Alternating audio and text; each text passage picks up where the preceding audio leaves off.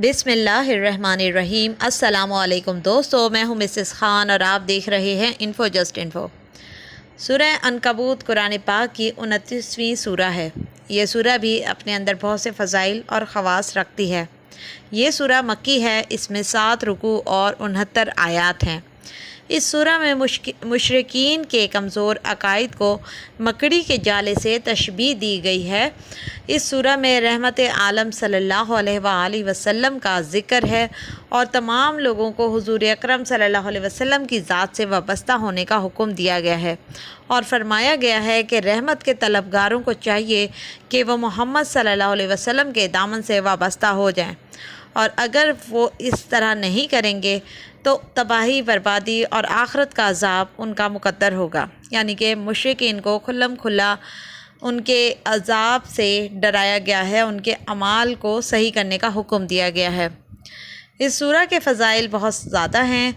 जैसा कि हज़रत अबी बिन काब रज़ी अल्लाह ताला अन्हा से रिवायत है कि रसूलुल्लाह सल्लल्लाहु अलैहि वसल्लम ने फ़रमाया कि जो शख्स सूरह अनकबूत को पढ़ेगा उसे तमाम मोमिनों और मुनाफिकों की तादाद के बराबर 10-10 नेकियां मिलेंगी। तफसीरुल कशाफ फ़ज़ाइल कुरान 193।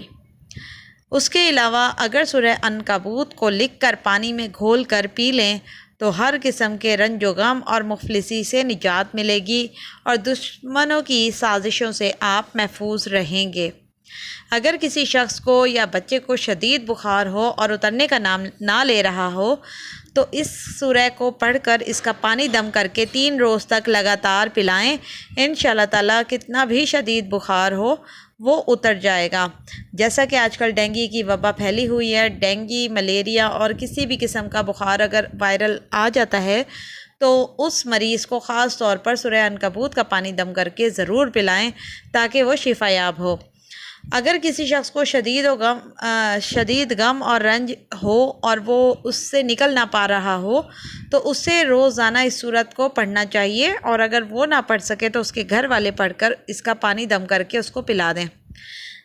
जो शख्स ये चाहता हो कि हज व उम्रा करे और उसके असबाब उसके पास ना बनते हों तो उसे चाहिए कि बाद नमाज इशा रोज़ाना सूरह अनकबूत को रोज़ाना पढ़ना अपना मामूल बना ले।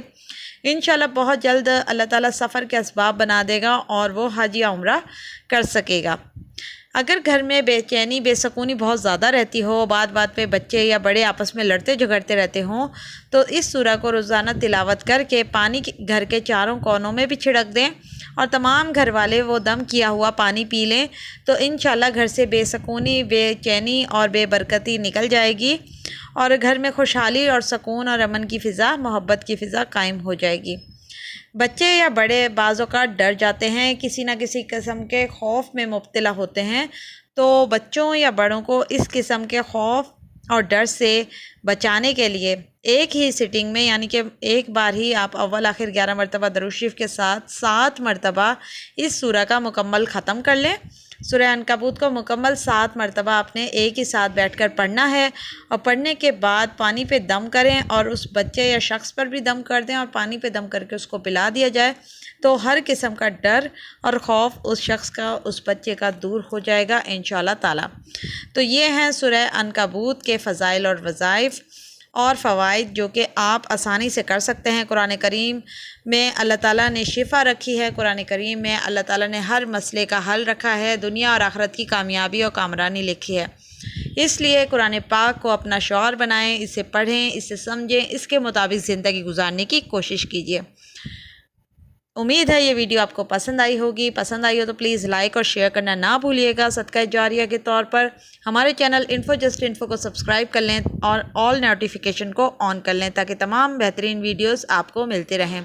अगली वीडियो तक के लिए हमें इजाज़त दीजिए। अल्लाह हाफ़िज़।